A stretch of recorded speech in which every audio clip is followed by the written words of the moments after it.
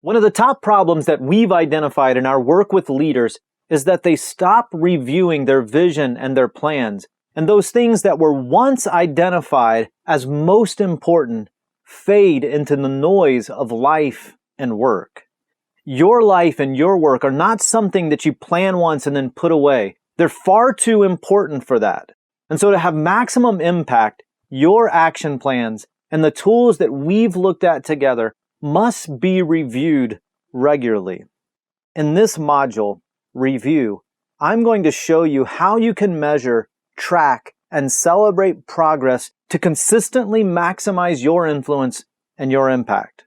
We're going to look at 3 regular reviews that must be a part of your calendar. And in this session, we're going to look at the importance of the weekly review. So take just a moment right now to download the worksheet for this session and follow along. About 15 years ago, I began a weekly practice of looking back on the week that I had just completed, and then at the same time looking ahead to the next week. When I first started this practice, I primarily spent the time reviewing my simple personal plan and my simple vision. We walk you through both of these transformational tools in the Simple Leadership Masterclass. You can find out more about that by clicking the link on the bottom of this page. And over the years, my weekly review has come to include more and more items which help me, number 1, to retain margin in my schedule.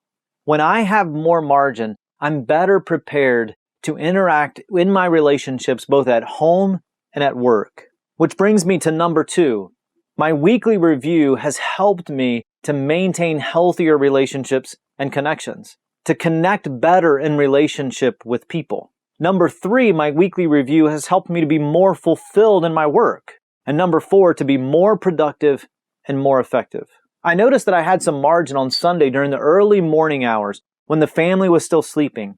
And so I scheduled my weekly review of my personal plan and my simple vision during that time.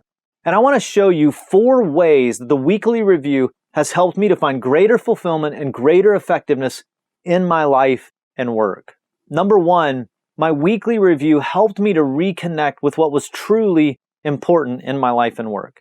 As I said, my simple personal plan and my simple vision outline the things that I've identified as having the highest value in my life and work. We all know that life happens. We can have the best laid plans, but the chaos of life and work seem to find a way into our daily and weekly schedules, and we end up off track. The urgent replaces the important. If I've strayed off track or my progress has slowed, my weekly review allows me to refocus and reset. It helps me to reconnect with the highest payoff disciplines that I've identified in my life, my work, and my leadership. So it helps me reconnect with the important. Number 2, it helps me to review progress. I'm naturally more attuned to the areas that need improvement. And so it's easy for me to be blind to the progress that I'm making. And so it's really important for me and my personality to set time aside to review where I've come from and how far I've come. All of us can benefit from celebrating progress more often because it provides energy and creates momentum to get us to the next step, to get us to the next level. So number 2, review progress. Then number 3, my weekly review has helped me to look ahead. It's critical for me to reconnect with where I'm headed, both short-term and long-term. And so I take a look at the next week or 2 in my calendar to see what's coming up. Then reviewing my simple one-page business plan helps me to keep up with both short-term projects, and reviewing my simple vision helps me to keep the 5 or 10-year or 20-year goals in view. Then number 4, it helps me to make course corrections or to make updates on a regular basis. When I first completed these time and focus tools, including the simple personal plan, the simple vision, the simple one-page business plan, my best week, the tools that we've looked at in this course, they weren't perfect. In fact, they've always been pretty dynamic. They've changed over time. I found that there were a lot of things that just didn't work in the early days. They were works in progress. They're tools that should be viewed as drafts or held in an open hand, and tools which will regularly review and revise as needed. And often during my weekly review, I'll make minor notes and updates on a weekly basis. In addition to my weekly review, I also schedule my quarterly review to make significant improvements, and we'll look more at that in another session. I also schedule an annual review each year during the week between Christmas and New Year's. It's a discipline that I learned from Michael Hyatt. We'll look at the quarterly and the annual review over the next couple of sessions. But in this session, let's take a look at the weekly review template that I put together. Using this tool will save you a ton of time and energy from having to create one on your own. When I first started using my weekly review tool, I pasted the following template into the notes section of a recurring weekly appointment on my calendar. This provided a quick reference for me when I sat down to review my week. And today, after all these years, this same appointment is still on my calendar. So here's my weekly review template that I review every single week.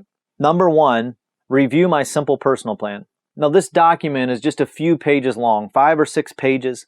There's a lot of white space, so it doesn't take me a ton of time to do it.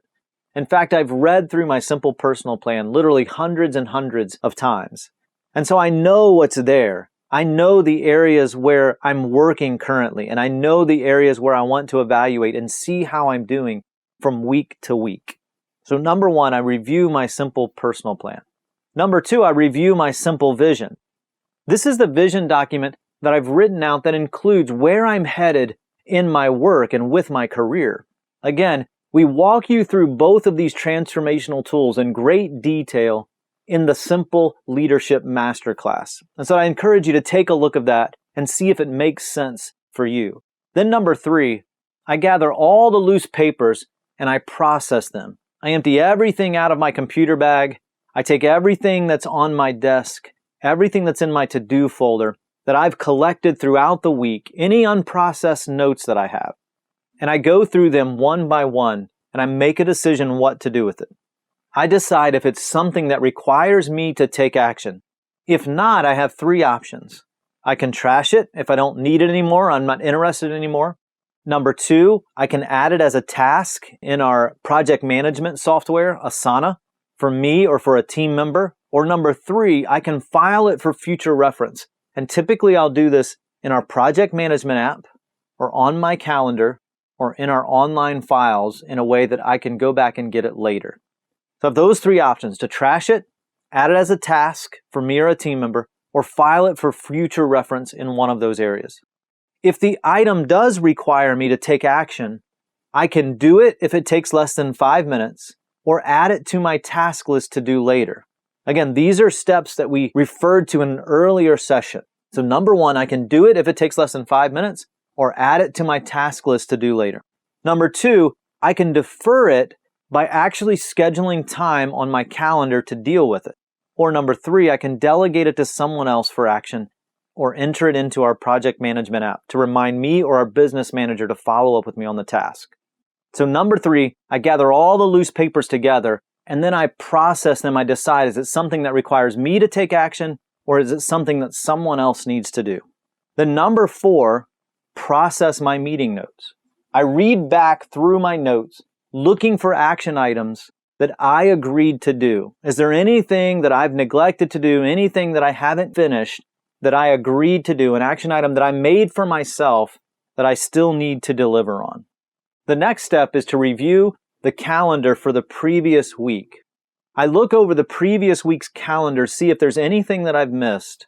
For example, I don't usually take notes in lunch meetings and even some other ad hoc meetings, but I may want to follow up with a thank you note or a gift. And so usually I'll think through those things. Is that something that I need to do or I would like to do at this time for someone that I spent time with this past week? The next step, number 6, is I review my upcoming calendar. So I looked back on the week before, now I'm going to look forward. And this is one of the most important parts of my weekly review, because I note any upcoming meetings to consider the preparation that I'll need to do prior to the meeting. This keeps me ahead of the curve and my responsibilities on track. Then number 7, I review my action and task list. I also try to do this daily, but during the weekly review, I ask myself this question: what do I really need to accomplish over the next week? If it's an important task, I add it to my calendar and I schedule it. Number 8 is review the tasks that I've delegated to others. This is a list of items that I've delegated to other people that are important enough for me to track. If something is overdue or I need a progress report, I'll send an email to nudge the person that's responsible, or I'll add it to my notes for the next one-on-one meeting. And then I note that task in our project management app that I sent a reminder to them. The next step is to review my task in our project management app. When an action consists of many sub-actions, it qualifies as a project, and our business manager helps us coordinate these projects. Here, I review the major projects and I consider the next action that's required to keep the ball rolling from my perspective. These are items that may not require immediate action, but they're scheduled in the future. And so if I'm ready to move on these, I change the due date and I update it in the appropriate project list. Number 10 is I process all of my email and I try to get my inbox to 0. In a previous session, we showed you how to process email and how to do it more effectively and efficiently. So I won't spend more time with that here, but the goal is to get the inbox to 0 if it's not already. Number 11 is I review next week's content development. A significant portion of my role is creating content or editing content that we're creating, whether it's article or book projects or training and workshop content, podcast or interview planning. Whatever it is, I look ahead to see what's coming up so I can make sure that I'm prepared to deliver on my responsibilities. Number 12 is I look at the weekend schedule and next week's schedule to get an idea of what's coming up. That way I'm prepared for it more effectively. Then number 13 is to plan family time for the upcoming week. In our family, I'm the one that thinks ahead and thinks about what we should be doing or could be doing with our entertainment time or our time together as a family. So whether that's a date with my wife or time with the kids or special events, I look ahead to see what's coming up so that I can plan for the coming week. And then the last thing I do, number 14, is I turn off my computer and my phone. My phone stays on Do Not Disturb most of the time anyway, and so on weekends I rarely check my phone or computer.